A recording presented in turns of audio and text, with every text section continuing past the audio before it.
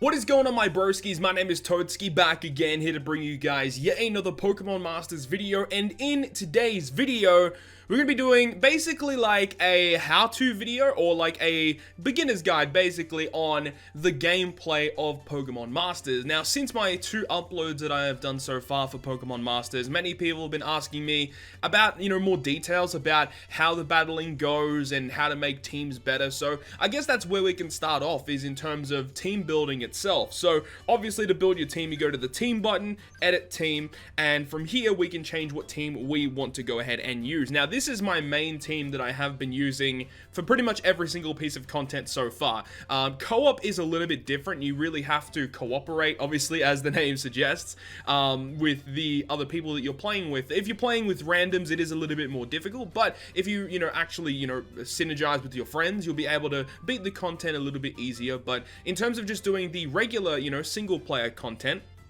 the way that I would suggest to build your team, let's actually go ahead and, so with Rosa, I've talked about her extensively in my other 2 videos. She's hands down the best unit you can run on pretty much every single one of your teams. Now, the main reason for that is because she has a buff effect that can boost the special attack of all of your sync pairs sharply. So it's a 2-stage increase, which is very, very useful. So obviously, because you have a character like this, you would mainly want to partner this character with a special attacker, which is why Karen is, pretty much rated the best attacker in the game at this point. I guess, well, technically Brendan can also be classified as a special attacker as well with Leaf Storm, but this character just partners really, really well with any special attacker. And she also has an ability that will go ahead and refresh your move gauge. It fully replenishes your move gauge, which means you can use your moves effectively over and over again. Very powerful effect. Now, obviously, when you first get this character, you will have to use the items to unlock more moves for this character, including the passive skill as well. You need to use very, very specific items. So we can actually go ahead and go to moves and skills, and let's pick this character, Whitney, for just for an example. And you can see here we need these specific materials. Now, you can farm these from the training events, which we'll go through in this video as well. And you also need very specific items as well for the passive skills as well. You can see you need these skill capsules, which you can also drop during the missions as well. But going back to the teams, as I said, Rosa is fantastic. Now, in terms of other characters that you could potentially use, Phoebe is fantastic as well. I've been using her. She's awesome, boosting the critical hit chance of your entire team. Also, she does have a move gauge replenishing attack as well, and it also buffs the physical attack of all your allies as well. I really like Phoebe. She's fantastic. But we can also filter by other support units as well, and this character right here, Skylar, is also phenomenal. She is a free-to-play unit, and she does get from, I think you get it from the story mode. So whenever you come up to that chapter where you get Skylar, she's awesome, and I would suggest leveling her up if you don't have Phoebe specifically. So she has an ability where she has a potion. The actual hero with Pikachu character that you get at the start of the game, like the character that you have, he also has the potion as well, I believe. So obviously it restores the allies' HP. That's always nice, especially if your main attacker is losing HP very quickly. Obviously, with the way that this game works, the AI will go ahead and target more tankier sync pairs. So in most cases, your attacker will not be targeted if this character's on the field, but the enemy will sometimes have an AoE attack that will attack all your enemies. AoE attacks are very, very annoying. It reduces the HP of all your sync pairs, which can be very, very annoying, especially if you want to make sure your attacker is staying alive.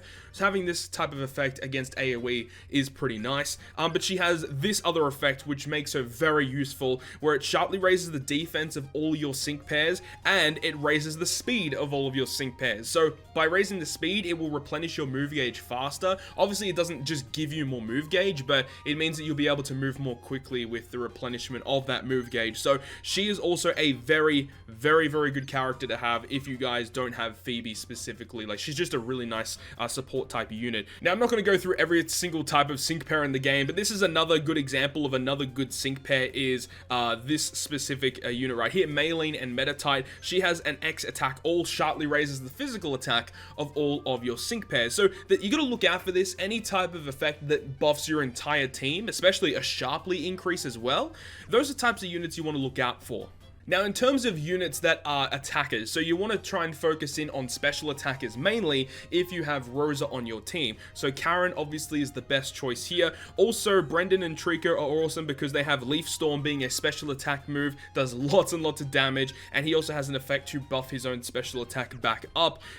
This is a fantastic free-to-play attacker, being Alolan Raichu and How. The reason why he is so good, he has a special attack Discharge, does pretty good amount of damage, and it is AoE. So having a mass AoE attack that has also a chance to paralyze the enemy as well, How is fantastic. He also has an ability as well, drastically raises the speed and the user's evasiveness. So by using this, you can avoid more attacks from the enemy, which is good, obviously, because you want to make sure your attacker isn't taking that much damage. So free-to-play unit in How, you get him towards the end of the story, but you should definitely go ahead and pick him up. If you do get him, level him up. He is very, very powerful. And another example of this as well is Flint. Flint is really strong fire-type attacker, and he is free to play. He's fantastic, actually, partnering up with Rosa, raise his special attack so you can spam these fire blasts on the main enemy's Pokemon, which is fantastic. Does lots of damage, as I said. He has also an effect that can raise his own attack and special attack, or sharply raise the attack and special attack. So definitely go ahead and invest in him as well. Obviously, you want to have a variety of different attackers to take on different enemies, but mainly you want to try and focus in on a handful of them at the moment. Obviously, it's kind of difficult farming up a lot of materials to, raise the level cap and level up all of these characters, but, find one that you like, level them up, it's going to be worth it. A lot of people I've been seeing have been picking up Barry and evolving him into Empoleon. I can understand why Empoleon is a really cool Pokemon. He's just really not that great, in my personal opinion. I would suggest, if you have the evolution materials to evolve a Pokemon, either to evolve Rose's Snivy into Superior, or if you did end up pulling Chris from the Summon Gacha, you could go ahead and evolve the Totodile into Feraligatr, which is also a pretty good choice. Feraligatr is a fantastic attacker. It does lots of damage. It's probably the best water attacker unit in the game. So if you have Chris, I think that's a pretty good investment in terms of attack units. But Rosa is definitely a fantastic choice as well because of her tankiness and the support utility that you get from her. Okay, so now that we've talked about team building, let's actually get into discussing how the battle works, right? So I want to start off with an easy one, and then we'll go into a hard dungeon just to give you guys a little bit more idea as to how I specifically use my teams. Now, this might not be the best strategy, but it's the strategy that I found works most effective. So let's go ahead and start off with a super course. Have I actually got any left of the... Okay, I don't have any left of the very hard super courses, which is kind of annoying. I have this one here, which is not too bad. I could go ahead and run that. So let's go ahead and run, well, okay, let's run the easy version of this, or the normal difficulty, and then we'll do the very, very hard difficulty. So the way that I would suggest to run teams like this is to go ahead and use your status moves first. You want to try and get your sync move as fast as possible, because when you activate your sync move, all of your allies get buffed stats, or they get stronger. So that's what I would suggest. Try and get your sync move as fast as possible, and you guys will see how I end up doing that. So I want to go ahead and start activating just all of these status moves, raising stats. Just that's what I want to do, because you can see the counter in the middle here, which count for my sync moves. You can see that they all will count towards the counter going down. So you can see I'm on 7 right now, and it's going to go down to 6 now that Rosa used her attack. So you can see I want to try and spam up all of these moves as fast as I possibly can. Now, obviously, using all these moves isn't really ideal, because sometimes you need these moves towards the end of the fight.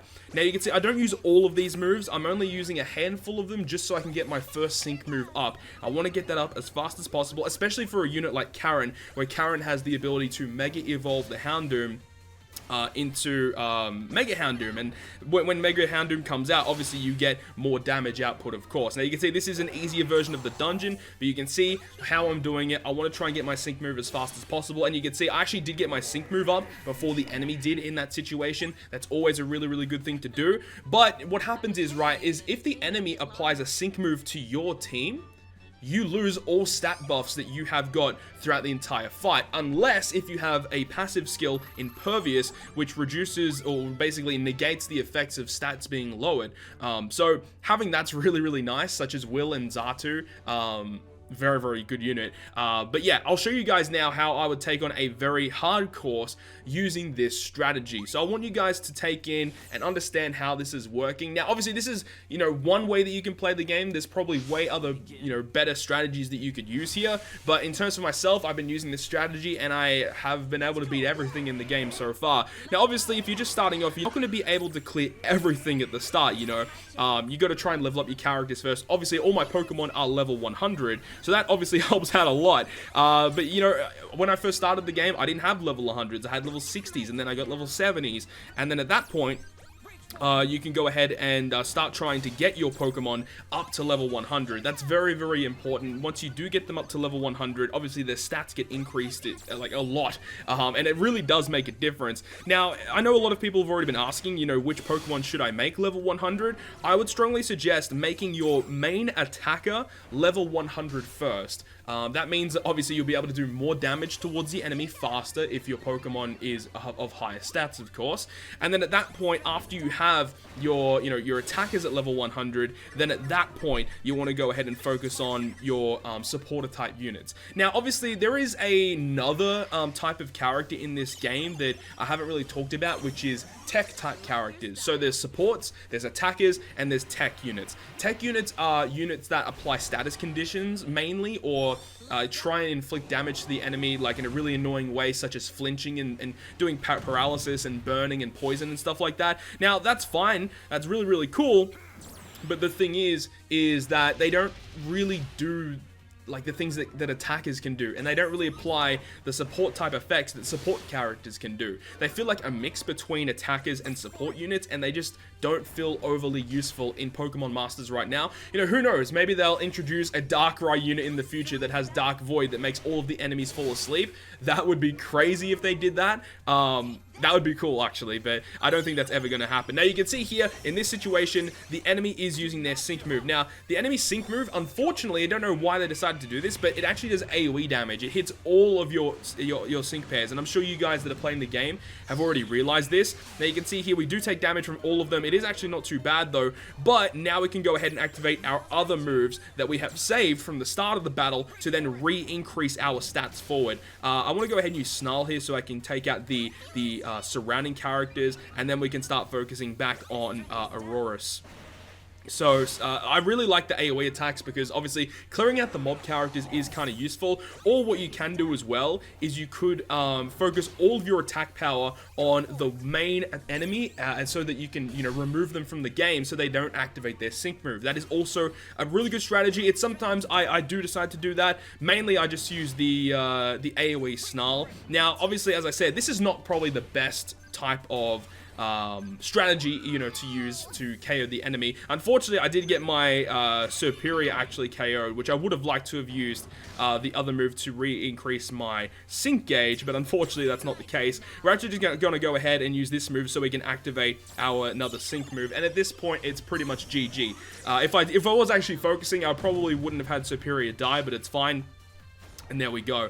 So as I said, just to reiterate it once again, you want to try and activate as many moves as possible at the start, get your Sync move, and then once your Sync move's activated, you have buffed stats, and at that point you can start steamrolling the enemy. That is the basic gist of how I've been using, you know, teams like this to play through content.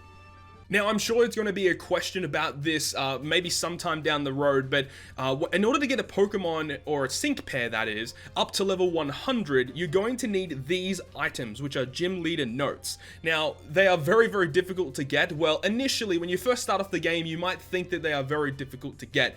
However, over time, you will get a pretty good array of these, and you won't have to worry about it too much.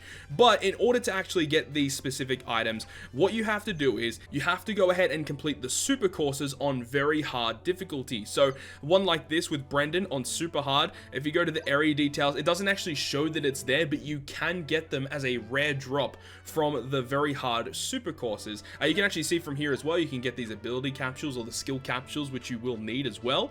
So that is one way to get those specific Gym Leader Notes. Another way to get them, you can actually go to the exchange shop and you can exchange the skill capsules for the gym leader notes. Where are they? Here they are. So you can see that they're in the shop, and you need 100 of these skill capsules for 1 gym leader note. And the thing is, for 5-star characters, they're going to need 5 of these gym leader notes. I wouldn't suggest trading skill capsules for these gym leader notes. So that is one way to get them. Wouldn't really suggest it. And another way that you can get them is actually running through the story mode on co-op. Now, I remember before this game actually released, you could run this Brock on the hard difficulty, and that would enable you to get them as a rare drop. But now that there is more story added to co-op, I would think that there is a chance that you'd be able to get the gym leader notes from some of these other co-op missions. In no way is that confirmed, but I think that's a pretty good guess that they would be available here. We can actually check what the very hard difficulty one of this drops. At this one basically just drops the new materials in order to get the gear, which is actually a new feature in this game that wasn't in the pre-release of the game, is gear. I don't really want to make a video about that now because I really don't know much about it, but this is another feature that you can use which can also increase the stats of your entire team, which is pretty nice. But there we go, that's the full run through and kind of breakdown of how I've been building teams and how to apply those teams for taking on certain super courses and just other courses to get more materials to then power up the rest of your sync pairs. So hopefully you guys enjoyed the video. If you guys did, make sure to leave a like, and if you want to stay up to date with all of the content I post, including more Pokemon Masters content, make sure to hit the subscribe button down below. But other than that, guys, I will see you guys within the next video.